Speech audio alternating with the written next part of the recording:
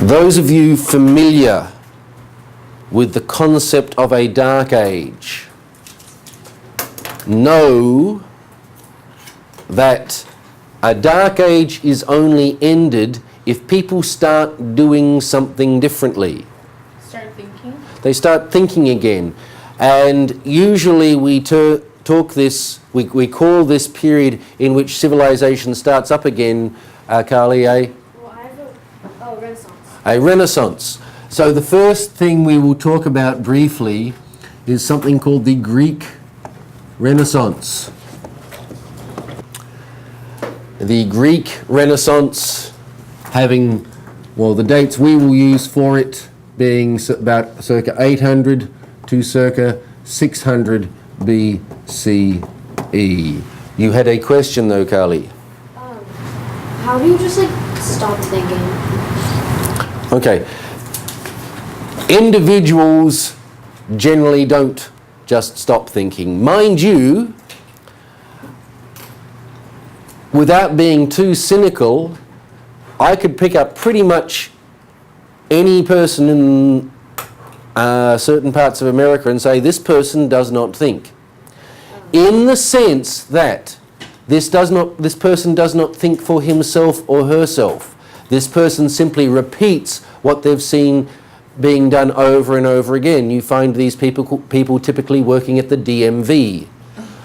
Or a person who starts work at McDonald's at age 16 and retires from McDonald's at age 65 and has always been in the same position. So by thinking I mean never initiating a new idea, never questioning, just blindly accepting. I mean, an individual person can't simply not function mentally.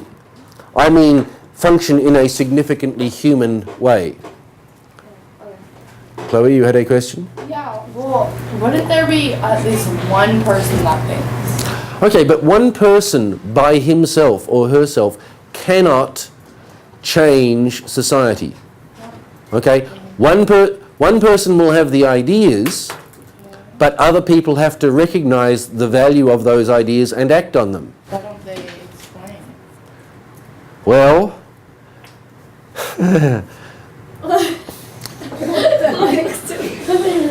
that is an interesting question. Let me say this much. How many people are aware of the trouble that happened in Greece over the weekend?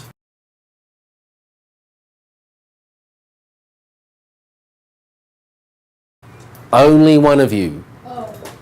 Okay, let me explain this. Yeah, Athens. Okay, the riots in Athens. Does anyone know why the people in Athens are rioting? Yes. Because their economy is terrible and that No. banks are Not quite. Listen carefully. Put the compacts away, because I'm trying to explain a very important question that Chloe has asked. Why don't people just change? The reason Greece is in a mess at the moment, and the reason I was having dinner with someone last night who just coincidentally happens to have family in Greece, and we were talking about this very thing. The reason Greece is in problems at the moment is because it has a government even less financially responsible than our own. As in, it has borrowed money that it can't repay to pay out to people who don't do anything. And the people in Greece who for the last 65, 70 years have all been running on the socialist idea of the government does everything for you, which simply doesn't work. What that means is people have been living on social security there for dozens of years.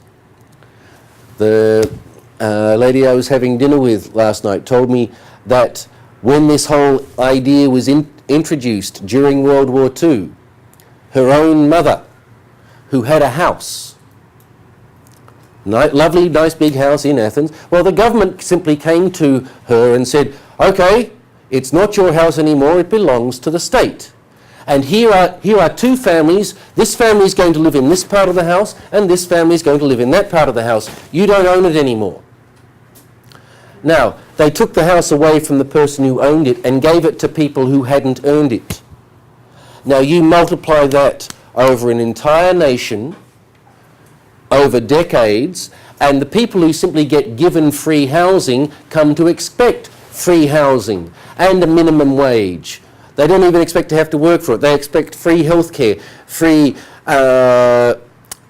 pensions, free beer, for heaven's sake. They accept the government to do everything for them. But is healthcare, for example, ever free? No, it can't be. Someone has to pay the doctors. So, Greece is in terrible trouble now because it has no money. It can't pay back the countries it borrowed money from unless the Greek government starts undoing all the promises. But people have been living in Greece their entire lives with the government doing everything for them. They don't have to pay for school, they don't have to pay for food, they don't have to pay for housing. The government pays for all that. Now the government can't, and the government is saying to the people, okay, now you have to go to work.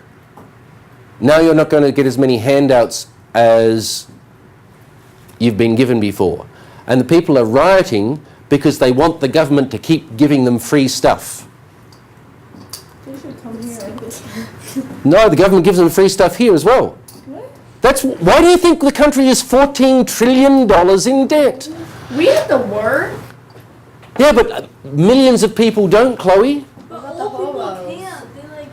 Yeah. Yes, they can. But they choose because there's a whole system out there which allows them not to. People choose to have babies, not one, not two, not three, not four, but 5 or 6 babies because they know the government, in other words, your parents and their taxes will pay them handouts for not working. The idea that people can't work is nonsense. People refuse to work. What? Well, it's kind of hard when you have a little baby to work. Don't have the baby then. Nannies. Well, then how are we going to like grow a population? Okay. Millions of people have for a long time been able to have babies and still have a job. Yes? Or still have a family and one person goes and work. But the problem comes around when the government starts offering you free stuff for nothing and people take advantage of the system. And the thing is, to come back to Chloe's original question, the problem in Greece is now the Greek people don't want to listen to the hard, unpleasant message that they've been getting something for nothing for decades. And they can't keep taking it.